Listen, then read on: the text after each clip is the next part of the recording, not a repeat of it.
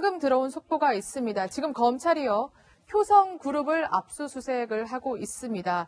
이제 이명박 전 대통령도 오늘 아침에 대치동 사무실에 출근을 했습니다. 방금 모습을 보실 수 있을 텐데, 평소 이명박 전 대통령 하면 굉장히 미소와 여유 이런 모습을 많이 봐왔었는데 오늘만큼은 굉장히 표정이 어둡네요. 그렇죠. 오늘 이제 9시부터 사실 효성에 대해 사돈기업 아닙니까? MB 사돈기업인데 거기에 대해서 분식회계 또 횡령 이런 문제로 지금 압수수색을 영장을 발부받아서 수색을 하고 있는 상황이고요. 이 돈이 만약에 이제 비자금이 조성이 됐다고 밝혀지거나 이 비자금이 정치권으로 흘러갔다고 하는 내용이 밝혀지게 되면 모르겠습니다. 지금은 지측만 해보건데 이제 사돈님 MB에게 어떤 연관성이 있을 수도 있는 부분이 있어서 그거는 조사가 끝나봐야 알겠습니다만 그런 부분 때문에 어쨌든 본인의 사돈 기업에 대해서 조사가 들어가고 압수수색이 진행되는 과정을 보면서 그 기분이 좋지 않겠죠. 그런 모습이 오늘 출근해서 보이는 찹찹한 모습이 아니었나 하는 생각이 듭니다. 이명박 전 대통령과 효성그룹하고는 관계가 많습니다. 일단 이명박 전 대통령의 셋째 딸이 한국타이어의 차남과 2000년대 초반에 결혼을 했고요. 그다음에 이명박 전 대통령의 아들 이시영 씨도 인턴으로 한국타이어에 입사한 적이 있습니다. 그래서 그때 특혜 논란이 있었습니다. 네, 그러니까 사돈기업은 맞는 거예요. 근데 사실은 엄격하게 말하면 거리는 좀 이렇게 가까운 사돈은 아니고, 왜냐면요. 그러니까 효성그룹이라는 게 지금 그 효성하고 한국타이어 완전 계열 분리가 된 상태거든요. 그러니까 이제 엄밀하게 말하면 이명박 전 대통령의 사돈은 본인이 사위가 한국타이어 조영범 부사장이니까 그 아버지 조양래 한국타이어 회장하고 사실은 직접적인 사돈이고 지금 압수수색을 받은 효성의 조성래 회장은 사돈의 친형입니다. 그렇죠. 양 회사는 완전히 좀 계열 분리가 되어 있는 상태인데 오늘 이제 아침에 이제 마포에 있는 효성 본사 사옥을 압수수색했습니다. 근데 이건 이명박 전 대통령 사돈이기 때문에 그 관련 문제는 아니고 아시겠지만 그 효성 그 조성래 회장의 아들 간에 왕자의 난이다 그런 얘기 있지 않았습니까? 동생이 형을 고발했죠. 그렇죠. 그래서 오늘 이제 압수수색 들어간 부서를 봐야 되는데 특수부가 아니라 조사부입니다. 왜죠? 이게 뭐냐면 조사부는 고소고발 사건을 담당하는 부서입니다. 그러니까 그 조현문 그 둘째 아들이 형이랑 아버지를 고소한 그 사건 때문에 배당이 조사부에 된 것이고 그래서 이제 조사부에서 압수수색에 들어간 거죠. 물론 사건의 여파에 따라서 조사부에서 다시 특수부로 다시 배당이 될 수는 있으나 현재는 일단 조사부에서 압수수색하고 있기 때문에 특수부에서 관하는 비자금 사건이라기보다는 그냥 고소고발 사건을 처리하는 그런 과정이라고 보시면 될 겁니다. 근데 이제 좀 이렇게 의심이 가는 게 또 효성그룹이 과거에 보니까 수사를 이미 비자금 수사를 한번 검찰에 당한 적이 있더라고요. 그리고 보니까 당시 수사를 담당했던 게 문무일 검찰총장, 당시에는 특수일부장이었거든요. 이렇게 검찰이 다시 수사하는 경우도 있으니까 물론 고소고발에 따른 수사라고는 하지만 그 과정은 사실 조금 보셔야 되는데 지금 성시원 기자도 언급을 했듯이 이 사건은 굉장히 오래된 사건입니다. 그 둘째 아들인 조현문 부사장이 형인과 아버지를 고소해서 그 사건이 굉장히 많이 불거졌습니다. 박근혜 정부 때 이미 다 수사를 받지 않았습니까? 그때도 한번 특수부에 배당이 됐다가 다시 이제 조사부로에 배당이 되고 다시 특수부로 이 와중에서 그 둘째 아들이 고소를 했던 조현문 부사장의 변호인이 우병우 당시 변호사다. 그래가지고 우병우 변호사 그렇네요. 압령 얘기도 있고 온갖 얘기 다 있었어요. 그러니까 어느 정도 수사가 돼서 마무리가 됐고 그리고 이제 또 기소된 건 기소되고 재판을 받는 재판받고 있고 어느 정도 마무리돼가는 수순으로 알고 있는데 이번에 다시 그 조사가 된 것이거든요. 그러니까 좀 검찰의 소식을 지켜봐야 되는데 그때 미진한 부분을 다시 하는 것인지 묵혀뒀던 걸 꺼내는 것인지 아니면 이번에 둘째 아들인 조현문 부사장이 다시 고소를 했기 때문에 그것을 다시 수사하는 것인지는 그 부분은 검찰발 소식을 조금 좀 기다려봐야 될 것 같습니다. MB 입장에서는 아까 출근길 잠깐 보셨습니다만 웃는 표정이 하나도 없이 굳은 표정으로 들어갔다는 건 더 이상은 내가 이 검찰 수사를 피하기 어렵겠구나를 생각하고 있는 게 아닌가 싶어요. 왜냐하면 모든 돌아가는 정황이 MB를 지금 향하고 있다는 거죠. 그래서 효성까지 치겠다는 거는 정말 뭔가가 있나? 라는 생각을 이명박 전 대통령 입장에서는 할 것 같습니다. 그렇죠. 그런 상황이 될 수밖에 없죠. 지금 아시는 것처럼 댓글 사건, 군 사이버 사령부 댓글 사건이 이명박 전 대통령을 향해 지금 조사가 진행되고 있는 상황 아니겠습니까? 또 김관진 전 장관 같은 경우도 이명박 전 대통령의 지시와 관여가 있었다고 하는 듯한 진술을 했었고 그런데 이제 효성까지 사돈기업인 효성까지 지금 조사가 들어가게 되면 물론 이제 김태현 변호사 얘기하셨지만 이게 오래된 일이고 3년 전에 이미 조사가 끝났는데 다시 조사를 한다고 하는 것은 또 다른 의미에서 이렇게도 볼 수 있는 거 아니에요? 3년 전에 끝난 걸 다시 들춰본다는 건 뭔가 미진한 게 있거나 그 당시에 뭔가 제대로 수사가 안 맞춰졌을 가능성에 대해서도 고려해 볼 필요가 있다고 보여지는 거죠. 그래서 결국 3년 전이면 박근혜 전 대통령 시절 아니겠습니까? 그 상황에 제대로 조사가 이루어졌겠느냐 하는 부분에 있어서 의문이 생기는 것이고, 뭐 물론 여기서 더 이상 뭐 그냥 형제들 간의 문제로 끝날 수도 있지만 또 다른 비자금 문제가 발단이 돼서 다른 부분으로 확전될 가능성도 전혀 배제할 수 없기 때문에 이명박 전 대통령 입장에서는 이제 근심이 쌓일 수밖에 없는 상황이라고 보여집니다. 네. 이제 본격적으로 국정원의 이제 청와대 특활비 상납 의혹을 다뤄봐야 될 것 같은데, 영장 실질심사 결과가 나왔습니다. 전 국정원들에 대해서요. 그런데 보니까 남재준, 이병기 전 국정원장은 구속됐고 이병호 전 국정원장만 이제 영장이 기각됐습니다. 근데 똑같이 사실상 돈을 상납한 건 맞잖아요. 근데 한 명만 왜 기각이 됐는지 굉장히 의문을 많이 품더라고요. 뭐 영장 발부자나 기각서 보면 맨날 하는 얘기, 뭐 소명이 되고 뭐 증거인멸 우려가 있고 뭐 이런 얘기들이 있는데 그것만 가지고 우리가 저걸 추단할 수는 없는 것이고, 아마 이제 세 사람의 국정원장 중에서 전 국정원장이죠. 앞에 이제 두 사람 남재준하고 이병기 그 두 국정원장의 죄질 자체가 좀 안 좋다고 본 것 같습니다. 그러니까 이런 거죠. 남재준 전 국정원장은 어쨌든 시작을 한 사람이고 법원 입장에서 보는 겁니다.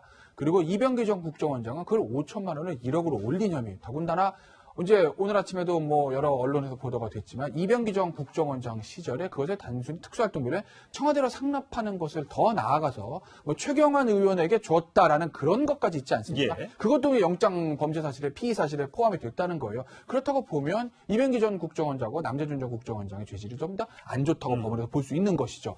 이병호 전 국정원장에 대해서는 전임 국정원자들이 해왔던 루틴을 그대로 따른 부분들, 아마 그런 부분들을 조금 고려해 줬을 가능성이 있어요. 시작을 한 사람, 그 다음에 액수를 늘려서 그것을 일반 정치인에 준 사람은 없거든 하되 이 기존에 해오던 그냥 관행을 루틴을 따른 사람들에 대해서는 조금 좀 선처하는 뭐 그런 분위기가 조금 작용되지 않았나. 현재까지는 현재입니다. 현재까지는 이 정도로 말씀드릴 수 있을 것 같습니다. 지금 화면에 조금 전에 이병호 전 국정원장이 구치소에서 새벽에 나오는 3시 반인가 거의 4시쯤에 나오는 모습이었습니다. 혼자만 저렇게 걸어 나올 때 심정이 어떤가 참 궁금한데, 자, 저 돈이 특수활동비로 건너간 40억 원의 돈의 행방, 이걸 검찰이 쫓고 있는데 이게 일부가 박근혜 전 대통령 자택 구입에 흘러 들어갈 수도 있다.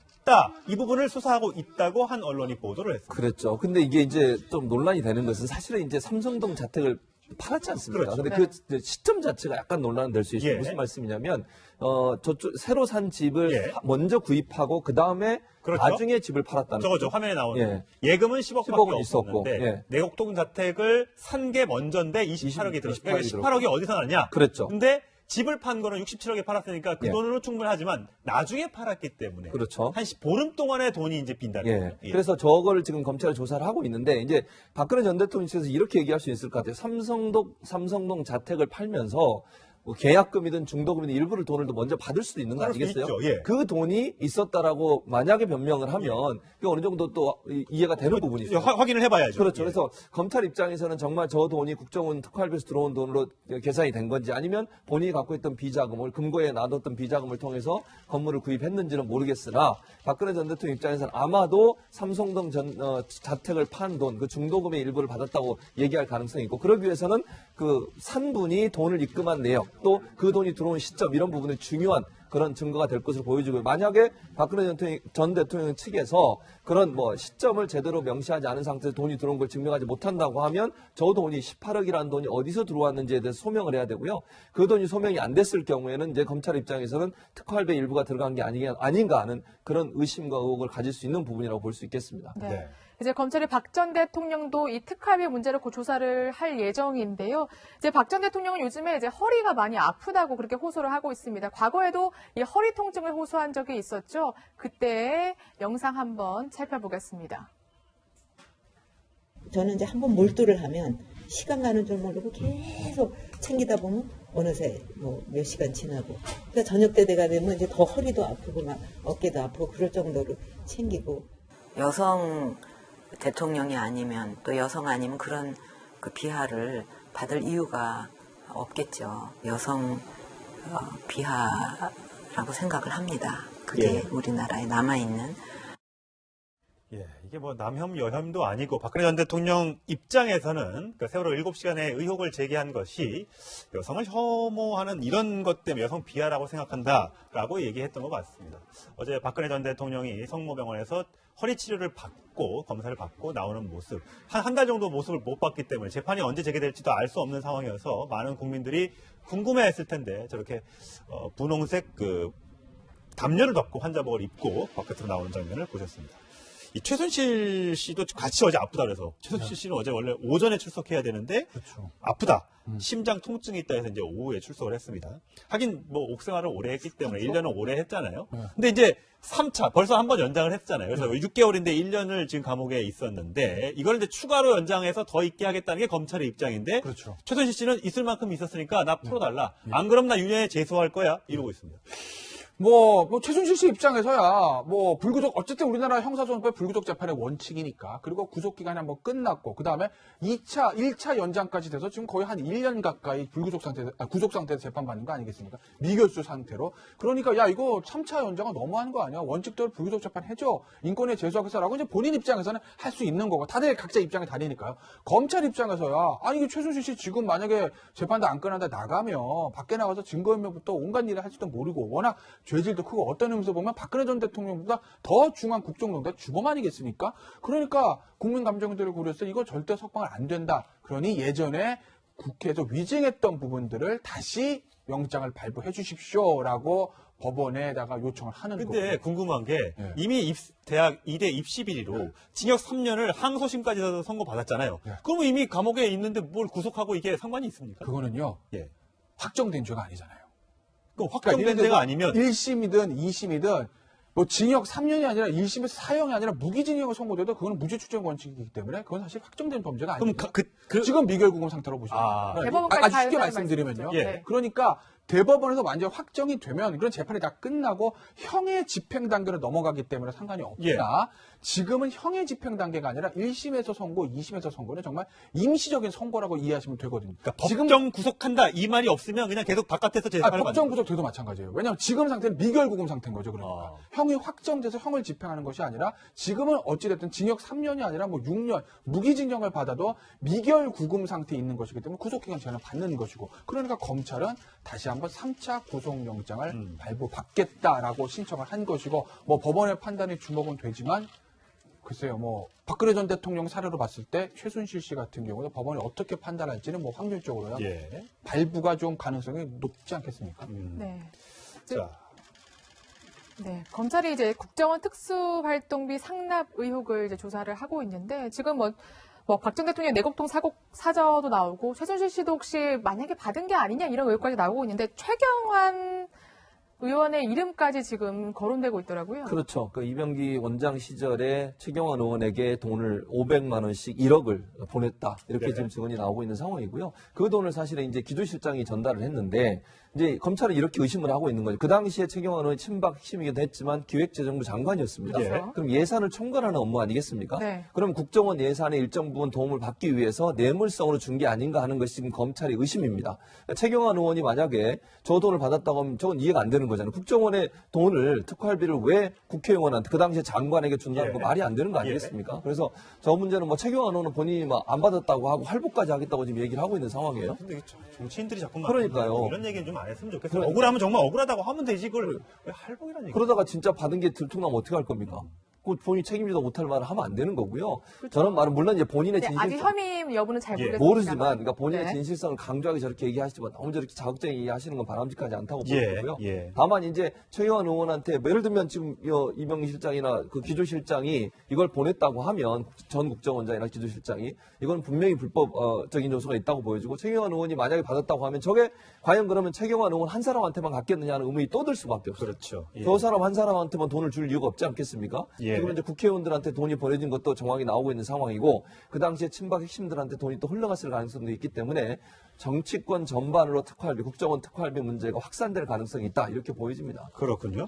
이 최경환, 박근혜 뭐 두 사람은 친박의 뭐 핵심이고 아주 친한 사이로 알고 있습니다. 박근혜 전 대통령은 최경환 의원에게, 최경환 의원은 박근혜 전 대통령을 향해 이런 얘기를 한 적이 있습니다. 들어보시겠습니다. 옛말에 들어갈 때 마음과 나올 때 마음이 한결같은 이가 진실된 사람이라는 말이 있습니다.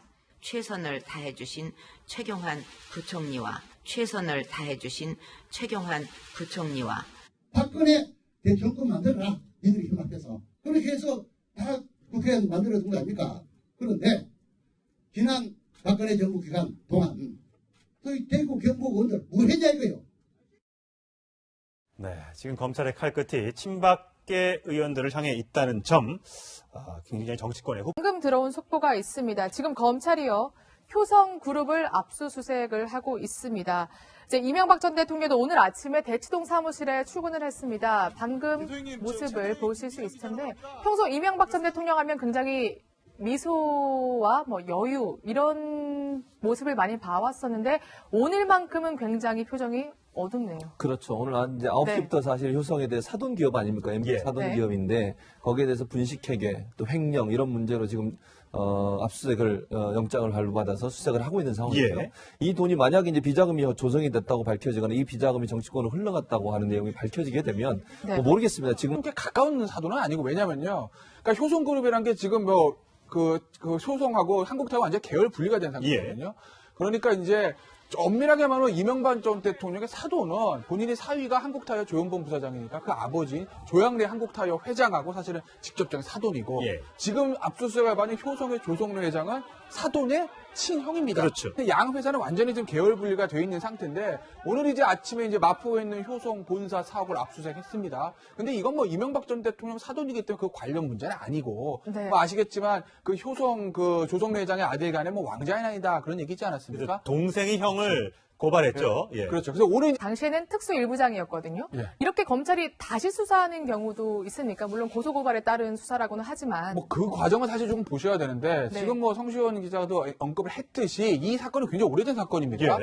그 둘째 아들인 조현문 부사장이 형인과 아버지를 고소해서 그 사건이 굉장히 많이 불거졌습니다. 뭐 박근혜 정부 때 이미 다 수사를 받지 않았습니까? 그때도 한번 특수부에 배당이 됐다가 다시 이제 조사부에 배당이 되고 다시 특수부로 이 와중에서 그 둘째 아들이 고소를 했던 조현문 부사장의 변호인이 뭐 우병우 당시 변호사다. 그래가지고 뭐 우병우 변호사 그렇네요. 암령 얘기도 있고 온갖 얘기 다 있었어요. 그러니까 어느 정도 수사가 돼서 마무리가 됐고 그리고 이제 압수수색 들어간 부서를 봐야 되는데 특수부가 아니라 조사부입니다. 이게 뭐냐면 조사부는 고소고발 사건을 담당하는 부서입니다. 그러니까 그 조현문 그 둘째 아들이 형이랑 아버지를 고소한 그 사건 때문에 배당이 조사부에 된 것이고 그래서 이제 조사부에서 압수수색에 들어간 거죠. 물론 사건의 여파에 따라서 조사부에서 다시 뭐 특수부로 다시 배당이 될 수는 있으나 현재는 일단 조사부에서 압수수색하고 있기 때문에 뭐 특수부에서 관하는 비자금 사건이라기보다는 그냥 고소고발 사건을 처리하는 그런 과정이라고 보시면 될 겁니다. 근데 이제 좀 이렇게 의심이 가는 게 또 효성그룹이 과거에 보니까 수사를 이미 비자금 수사를 한번 검찰에 당한 적이 있더라고요. 그리고 보니까 당시 수사를 담당했던 게 문무일 검찰총장. 뭐 추측만 해보건데 이제 사돈님 MB에게 어떤 연관성이 있을 수도 있는 부분이 있어서 그거는 뭐 조사가 끝나봐야 알겠습니다만 그런 부분 때문에 어쨌든 본인의 사돈 기업에 대해서 조사가 들어가고 압수수색이 진행되는 과정을 보면서 그 기분이 좋지 않겠죠. 그런 모습이 오늘 출근해서 보여준 찹찹한 모습이 아니었나 하는 생각이 듭니다. 이명박 전 대통령과 효성그룹하고는 관계가 많습니다. 일단 이명박 전 대통령의 셋째 딸이 한국타이어의 차남과 2000년대 초반에 결혼을 했고요. 그다음에 이명박 전 대통령의 아들 이시영 씨도 인턴으로 한국타이어에 입사한 적이 있습니다. 그래서 그때 특혜 논란이 있었습니다. 그러니까 사돈 기업은 맞는 거예요. 근데 사실은 엄격하게 말하면 거리는 좀